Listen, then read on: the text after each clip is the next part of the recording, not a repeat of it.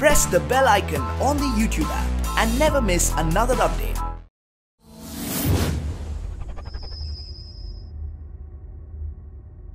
வணக்கம்.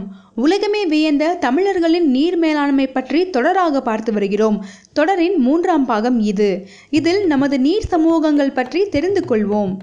தமிழர்களின் நீர்ப்பாசன முறைகளை பற்றி ஏராளமான சங்ககால பாடல்கள் இருக்கின்றன. இன்றைக்கு நாம் மழைநீர் சேமிப்பு என்று அடித்துக் கொள்கிறோமே, அந்த மழைநீரை அற்புதமாக சேமித்து வைத்து அதை வருடம் முழுவதும் விவசாயத்திற்கும் குடிநீருக்கும் பயன்படுத்தியவர்கள் நமது முன்னோர்கள். அலங்கள், தருவைகள், ஏந்தல்கள், ஏரிகள், குளங்கள், கண்மாய்கள், கிடங்குகள், மலங்கன்கள் என்று பல பெயர்களில் நீர்நிலைகளை உருவாக்கி மழைநீரை சிறைப்பிடித்து வைத்தவர்கள். வருடத்தில் சில மாதங்கள் மட்டும் பெய்யும் மழையை வருடம் முழுவதும் பயன்படுத்துவதற்கான தொழில்நுட்பம் தெரிந்தவர்கள். இன்று நாம் சந்தித்து வரும் நீர் தொடர்பான பிரச்சனைகளுக்கு அன்றே தீர்வு சொல்லியவர்கள். அதனால்தான் ஒரு ஏரியின் வடிவம் 1000 ஆண்டு அனுபவத்தில் வந்த அறிவு பொக்கிஷம் என்கிறார்கள் வல்லுநர்கள்.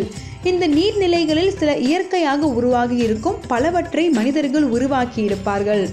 ஊர் மக்கள் ஒன்று சேர்ந்து உருவாக்கிய குளங்கள் இருக்கின்றன. மன்னர்கள் ஏற்படுத்தி தந்த ஏரிகள் உள்ளன. மன்னர்களின் பிரதான கடமைகளில் ஒன்றாக நீர்நிலைகளை உருவாக்குவது இருந்தது. கோயில்களை கட்டிய மன்னர்களை விட ஏரிகளை உருவாக்கிய மன்னர்கள் அதிகம்.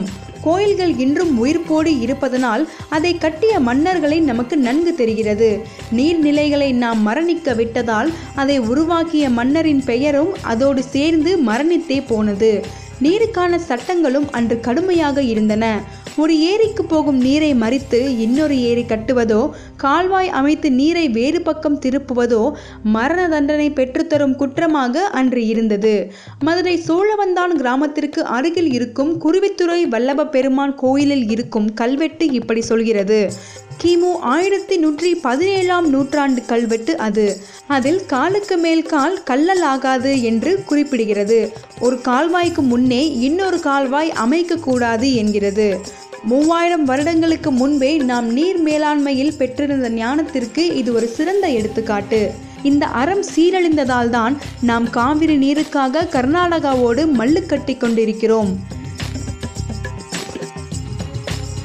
தமிழர்கள் மக்களை முடிந்தவரை பஞ்சத்தில் இருந்து காத்தவர்கள் அவர்கள். ஆற்று நீரை முழுவதுமாக தடுத்து தமது ஏரியை மட்டும் நிரப்பிக்கொள்ளாமல் தமக்கு அடுத்தடுத்து இருக்கும் நீர்நிலைகளுக்கு ஆற்று நீரை எப்படி பங்கிட்டு கொடுக்க வேண்டும் என்ற கணக்கெல்லாம் தெரிந்து வைத்திருந்தவர்கள் அவர்கள். இந்த நீர் சமூகத்தின் அந்த பிரிவினருக்கு நீராணிக்கர்கள் என்று பெயர். ஆற்று நீரை நீர்நிலைகளுக்கு கொண்டு வந்து சேர்க்கும் பொறுப்பு இவர்களுடையது. அதாவது ஆற்று நீரை பிரித்து கால்வாய் அமைத்து நீர்நிலைகளுக்கு கொண்டு வருவது இவர்கள்தான். நீரை கொண்டு வந்து சேர்த்தால் கடமை முடிந்ததா? அந்த நீரை கட்டி வைத்து காக்க வேண்டுமல்லவா? அவர்களுக்கு நீர்க்கட்டியார் என்று பெயர். இவர்கள்தான் அந்த ஏரிக்கான முழு பொறுப்பு உடையவர்கள்.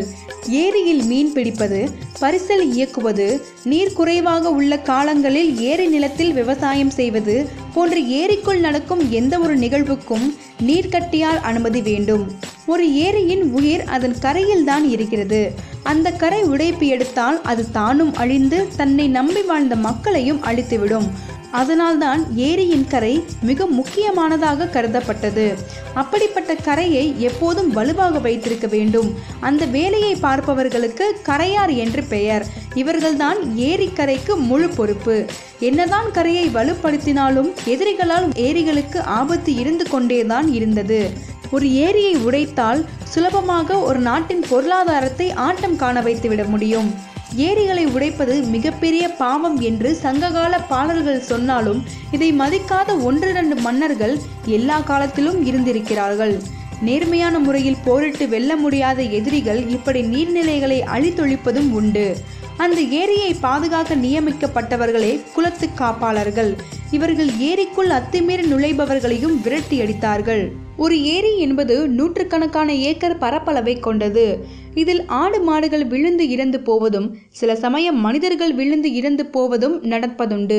அப்படி விழுந்து மாண்டவற்றை அப்புறப்படுத்தவும் ஏரியில் தேவையின்றி வளரும் தாவரங்கள், பாசிகள் போன்றவற்றை அழித்து ஏரியை தூய்மைப்படுத்தவும் ஏற்படுத்தப்பட்டவர்கள்தான் குளத்து பல்லர்கள். இவர்கள்தான் ஏரியின் சுத்தத்திற்கு பொறுப்பு.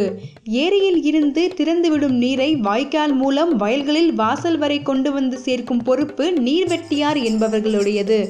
அப்படி வந்த நீரை வயல்களில் சரியாக பாய்ச்சுபவர்களுக்கு நீர்ப்பாய்ச்சி என்று பெயர். இன்றைக்கு வயல்கள் தோட்டங்கள் வைத்திருக்கும் உரிமையாளர்கள்தான் தங்கள் நிலங்களுக்கு நீர் பாய்ச்சும் வேலையை செய்கின்றனர். ஆனால் அந்த காலத்தில் அப்படி இல்லை. அதற்கென்று தனி ஆட்கள் இருந்தார்கள். அவர்கள்தான் எல்லா வயல்களுக்கும் நீரை பாய்ச்சினார்கள். அதனால்தான் அவர்களை நீர்ப்பாய்ச்சி என்று அழைத்தார்கள். வயல்களுக்கான நீரை கண்காணிப்பவர்கள் இவர்கள்தான். பாசனத்திற்காகவும் வெள்ளத்தின் போது நீரை திறந்து விடுவதற்காக ஏரிக்கரைகளில் மதகு, மடை, குமிழி, தூம்பு போன்ற அமைப்புகள் இருந்தன.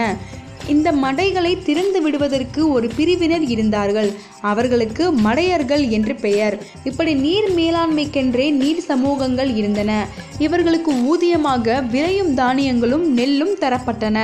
தமிழர்களின் வாழ்வில் இரண்டர கலந்திருந்து விவசாயத்தை மேம்படுத்திய இந்த நீர் மேலாண்மை சமூகங்களை பட்டினி போட்டு உணவளிக்காமல் ஊரை விட்டு ஓட ஓட விரட்டி அடித்த சரித்திரமும் உண்டு. அதை பற்றி வரும் வீடியோக்களில் பார்ப்போம். இது போன்ற வீடியோக்களை தொடர்ந்து பெற்றிட எங்களது சேனலை சப்ஸ்கிரைப் செய்து கொள்ளுங்கள். நன்றி.